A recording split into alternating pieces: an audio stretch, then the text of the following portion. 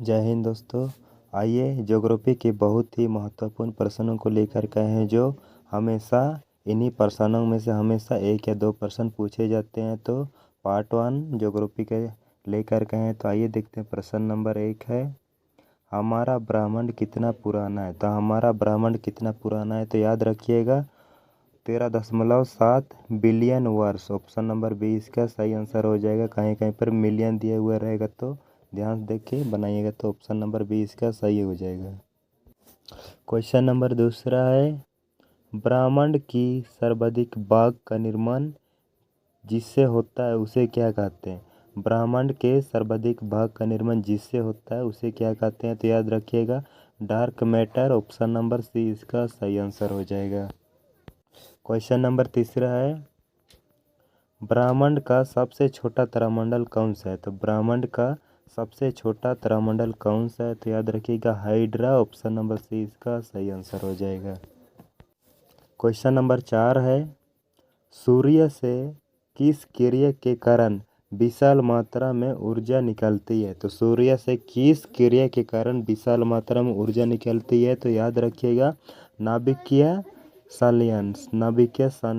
Option number C इसका सही answer हो जाएगा।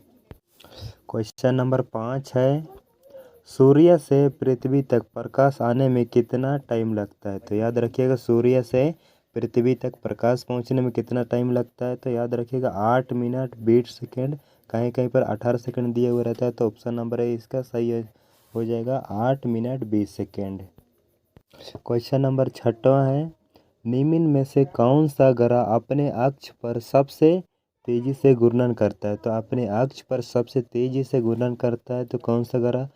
बृहस्पति। ऑप्शन नंबर डी इसका सही आंसर हो जाएगा। क्वेश्चन नंबर 7 है, एक विषुवत एक वर्ष में कितना बार आता है। तो एक विषुवत एक वर्ष में कितना बार आता है तो याद रखिएगा साल में 2 बार। ऑप्शन नंबर बी इसका सही आंसर हो जाएगा। क्वेश्चन नंबर 8 है, भूकंप की कौन सी तरंग ठोस द्रव तथा गैस तीनों माध्यम से गुजर सकती है। तो भूकंप की कौन सी तरंग ठोस द्रव तथा गैस तीनों माध्यम से गुजर सकती है तो याद रखिएगा पी तरंग। ऑप्शन नंबर सी इसका सही आंसर हो जाएगा।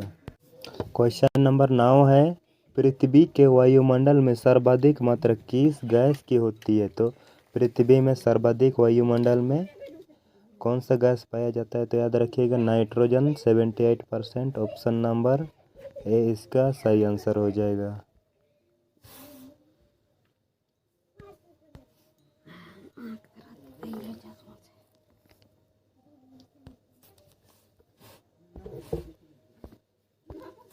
क्वेश्चन नंबर 9 है, पृथ्वी के वायुमंडल में सर्वाधिक मात्रा किस गैस की होती है। तो पृथ्वी के वायुमंडल में सर्वाधिक मात्रा नाइट्रोजन गैस 78% पाया जाता है। तो ऑप्शन नंबर ए इसका सही आंसर हो जाएगा। क्वेश्चन नंबर 10 है, ओजोन परत किस मंडल में पाई जाती है। तो याद रखिएगा ओजोन मंडल की किस परत में पाई जाती है तो याद रखिएगा समताप मंडल। ऑप्शन नंबर बी इसका सही आंसर हो जाएगा। क्वेश्चन नंबर 11 है, वायुमंडलीय दाब को किससे मापा जाता है। तो वायुमंडलीय दाब को किससे नापा जाता है तो याद रखिएगा बैरोमीटर। ऑप्शन नंबर सी इसका सही आंसर हो जाएगा। क्वेश्चन नंबर 12 है, पानी का कोई भी रूप जो बादलों से गिरता है उसे क्या कहते हैं। तो पानी का कोई भी रूप जो बादलों से गिरता है उसे क्या कहते हैं तो याद रखिएगा प्रेसिपिटेशन। ऑप्शन नंबर सी इसका सही आंसर हो जाएगा। क्वेश्चन नंबर 13 है, लोवेंटर नामक ठंडी स्थानीय पवन किस क्षेत्र में बहती है। तो लोवेंटर नामक ठंडी हवा किस क्षेत्र में बहती है तो याद रखिएगा स्पेन में। ऑप्शन नंबर ए इसका सही आंसर हो जाएगा। क्वेश्चन नंबर 14 बहुत ही महत्वपूर्ण प्रश्न है जो बार बार पूछा गया क्वेश्चन है, बिल्ली बिल्ली चक्रवात किस स्थान पर आता है। तो बिल्ली बिल्ली चक्रवात किस स्थान पर आता है तो याद रखिएगा ऑस्ट्रेलिया में। ऑप्शन नंबर डी इसका सही आंसर हो जाएगा। क्वेश्चन नंबर 15 है, किस महासागर की आकृति अंग्रेजी के एस अक्षर के समान है। तो किस महासागर की आकृति अंग्रेजी के एस अक्षर के समान है तो याद रखिएगा अटलांटिक महासागर। ऑप्शन नंबर डी इसका सही आंसर हो जाएगा। क्वेश्चन नंबर 16 है, मक्काल रेगिस्तान कहाँ पाया जाता है? तो मक्काल रेगिस्तान पाया जाता है चीन में। ऑप्शन नंबर बी इसका सही आंसर हो जाएगा। क्वेश्चन नंबर 17 है, वेरी वेरी इम्पोर्टेंट क्वेश्चन है, किस महाद्वीप से कर्क रेखा, मकर रेखा तथा विषुवत रेखा तीनों गुजरती है? तो याद रखिएगा अफ्रीका। ऑप्शन नंबर सी इसका सही आंसर हो जाएगा।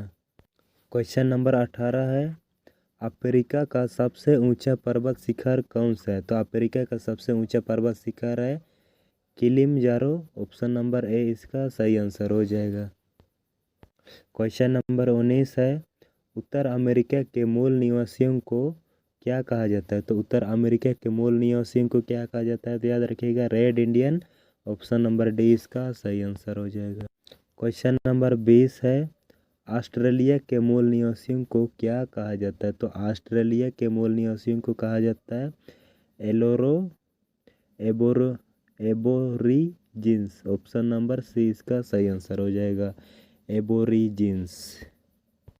क्वेश्चन नंबर 21 है, विश्व में सर्वाधिक बॉक्साइट का उत्पादन कहाँ होता है? तो विश्व में सर्वाधिक बॉक्साइट का उत्पादन होता है ऑस्ट्रेलिया में। ऑप्शन नंबर ए इसका सही आंसर हो जाएगा।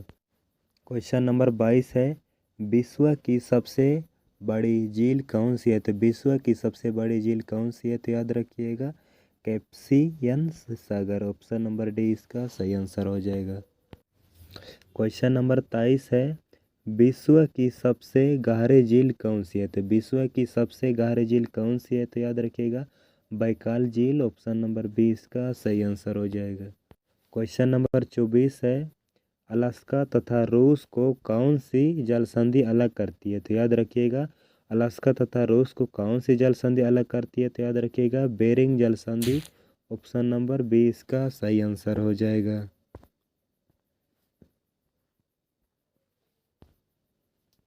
क्वेश्चन नंबर 25 है, पेरियार घास प्रदेश कहाँ पाई जाती है? तो पेरियार घास का मैदान कहाँ पाया जाता है? तो याद रखिएगा कनाडा में। ऑप्शन नंबर बी इसका सही आंसर हो जाएगा। क्वेश्चन नंबर 26 है, पेरिस किस नदी के किनारे बसा है? तो पेरिस शहर किस नदी के किनारे बसा है? तो याद रखिएगा सेन नदी। ऑप्शन नंबर सी इसका सही आंसर हो जाएगा।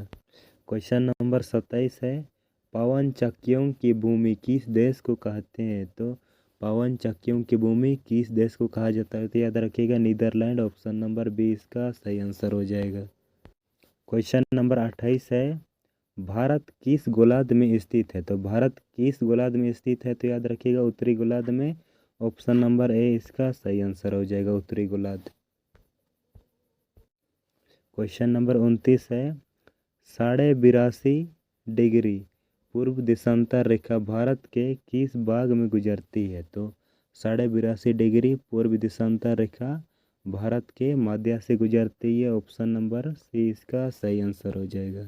क्वेश्चन नंबर 30 है, बहुत ही महत्वपूर्ण प्रश्न, भारत की आकृति की पूर्णता कैसे है? तो भारत की आकृति पूर्णता किस तरह है? तो याद रखिएगा चतुष्कोणीय। ऑप्शन नंबर सी इसका सही आंसर हो जाएगा।